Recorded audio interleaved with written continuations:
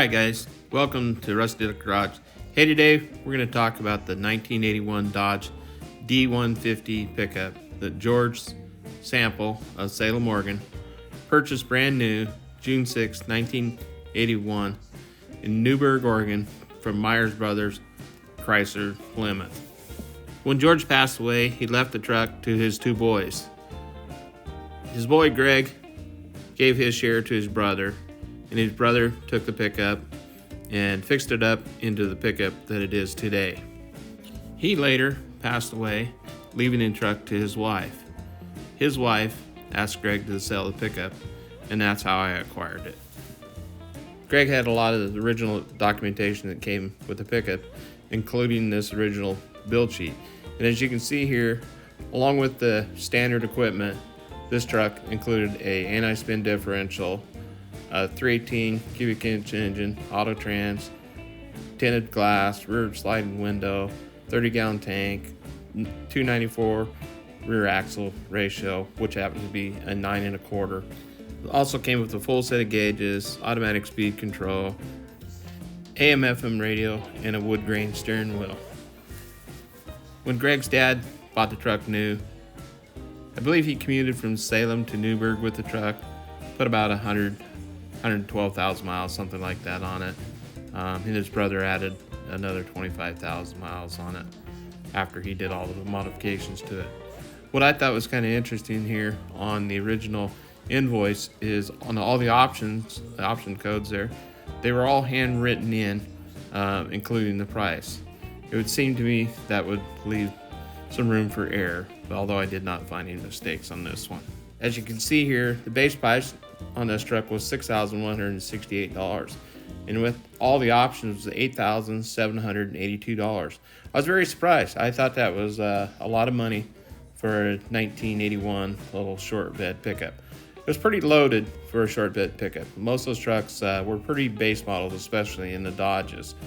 As you can see here on the invoice, that his dad traded in a 1976 Chevrolet Monza. They allowed him $2,400 for the 1976 Chevrolet Monza, and he also added $300 cash for the down payment, giving him a total of $2,700 with a balance of $6,082 for this 1981 Dodge D150 short bed pickup. And here we have the pre-delivery inspection sheet that the mechanic does. Fills out on all new vehicles. And you see the owner's manual there. Then the battery warranty booklet that came with it. And also the owner's manual there pointing out that it has a 294 equipped 9 1/4 inch rear differential.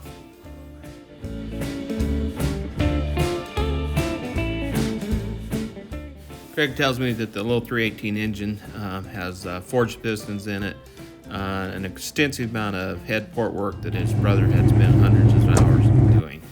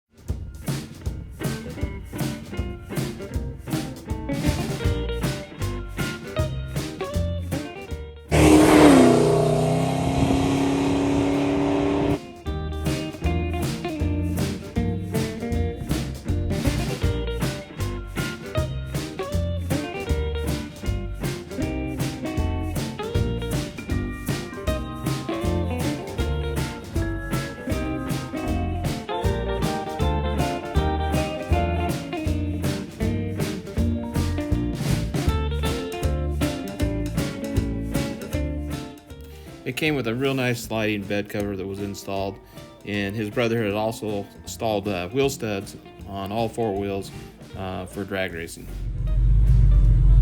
All right, I wanted to show you a little something here that this little Dodge D150's got. It's got a line lock in it, and the way a line lock works is it's a brake pedal, fairly hard, okay, and then press the line lock here, and that holds only the front brakes so that you can do a nice burnout.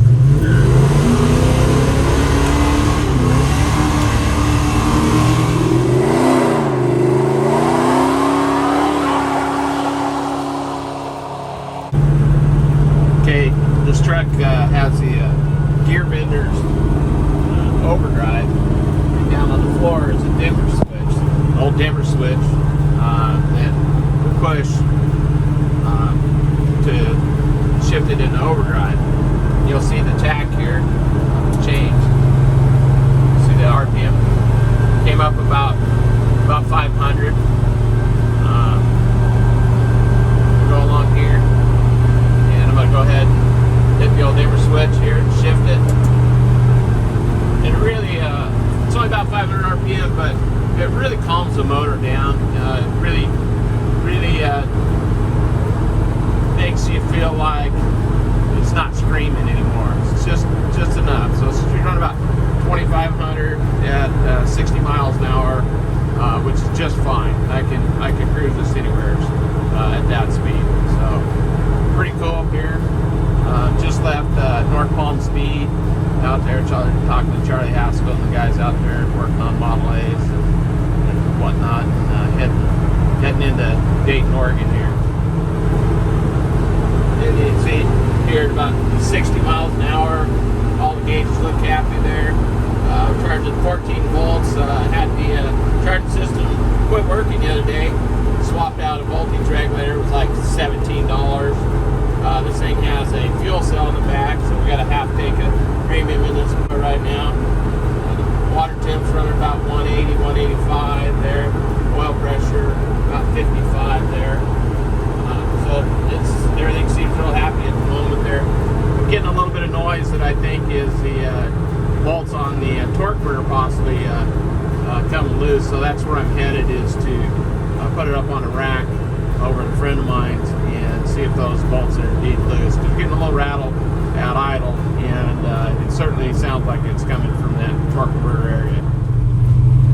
Alright, here we are rolling into the backside of Dayton from Grand Island, Oregon area there. And the old Dayton City Park here. Kind of a historical park. They used to have a lot of weekend dances and parties and stuff here at the park, and they still have a lot of activities in the summer months here at the Dayton City Park. Kind of a neat little town. I don't know how many people in Dayton, 1,500, couple thousand possibly. There's a little 72 3/4 sitting there.